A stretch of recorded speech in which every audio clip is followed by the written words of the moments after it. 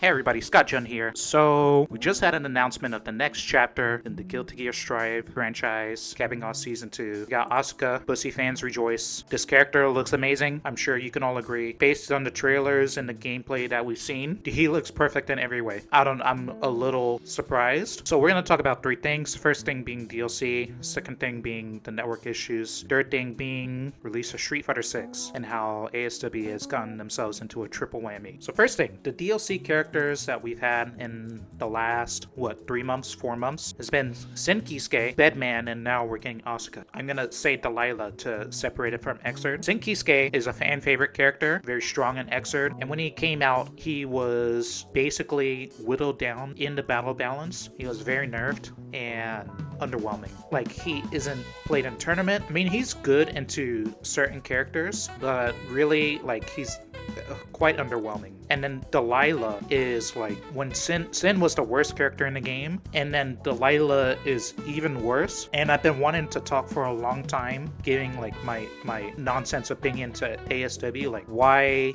do we keep on doing this with DLC characters? Why do we keep on making them bad? You release these new characters and then nobody stays with them, and then you wait for months and months to rebalance them and buff them into a place where they're playable. Sin Kisuke and Delilah have the tools and frame data, like they're balanced for how the game was when it was released. Like, have any of you played Release Faust or Release Zato 1? Like, the power level differential between those characters and like Nago or Leo is just unfair, right? They're released in a poor, less powerful state. I don't think anybody likes that. We want more characters in the scene. I think they finally broken it with Asuka. This character looks high technical, high execution, so many tools.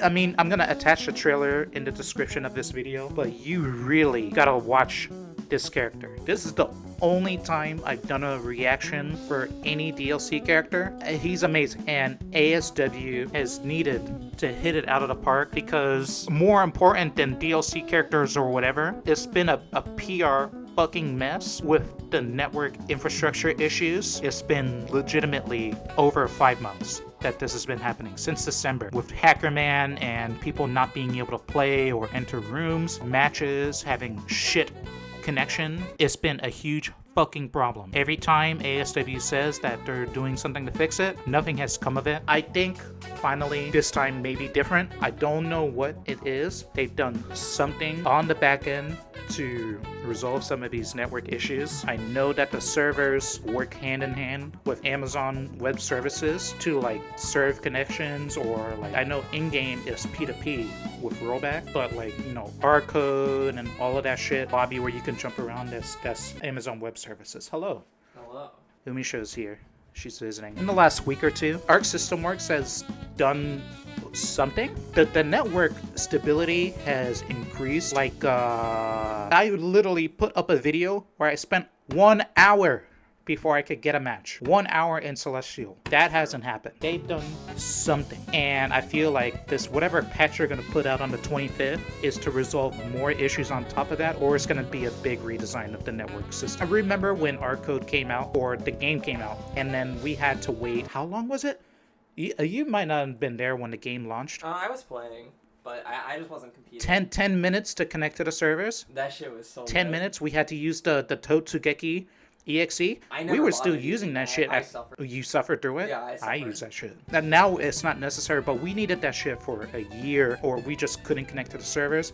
And it's just been a joke. ASW needs to do something for these server issues before Street Fighter 6, because ASW has a good thing going. With the amount of people that play this game, it's a massive success. Before, Guilty Gear and other anime games were just the whipping boys, like getting fucking hazed by Marvel and Street Fighter players and shit like that. Now we're on top. ASW needs to, if they can't fix it, then they need to outsource to somebody who can, because the game should not be, we shouldn't be having this number of active players fall off. To anybody who is watching this and hasn't been playing because the server issues were just too much, trust me, it was a lot of us, it was me too. We are seeing less issues than ever. We even ran a whole tournament, 2 tournaments in the last 2 days, both won by Gremlin number 2 over here. So that's good that we can actually run tournaments. ASW needs triple whammy right now. Asuka, boom, hit it out of the park. Network issues, we're on the way. Number 3, I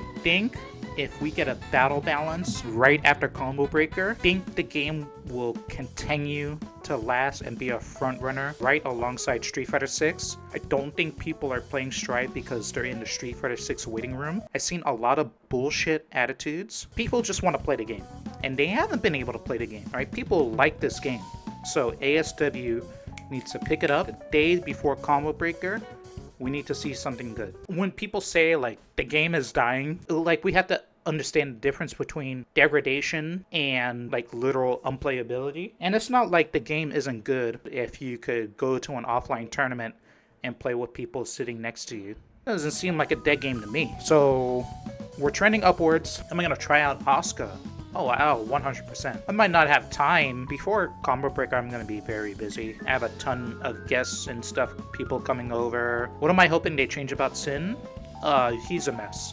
They need to like double his frame data. I understand like he's only a couple changes off of being very scary, but he's pathetic in his current state. I want less damage. I want positive bonus to be less effective. I think positive bonus is a little bit of a joke at this point. It makes the game quote unquote more fun. It's just not the type of game I want to play. Changes for Bedman. Bedman feels balanced for how Faultless Defense was when Strive came out, which was not very good. Faultless Defense is an actual functioning mechanic now, so it makes Bedman's offense a fucking mess. For what it's worth, Bedman is a fun character. Delilah is fun. I think Delilah should have faster frame data, less recovery. There's no reason why they had to release the character back. They know these numbers.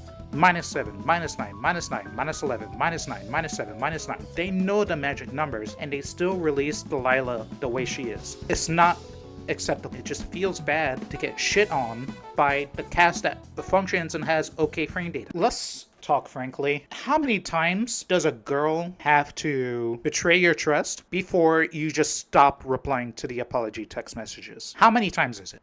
It's like that, okay? We beg, please do something. Do something. We're here for you. Do something. And yet we keep getting promises. We're let down time and time again. The hacker thing, like every time we see them talk about it, it's like this confusing mess. It's like a new person in the company is hearing about it every single time. In case you're still wondering if I play this game, the answer is yes.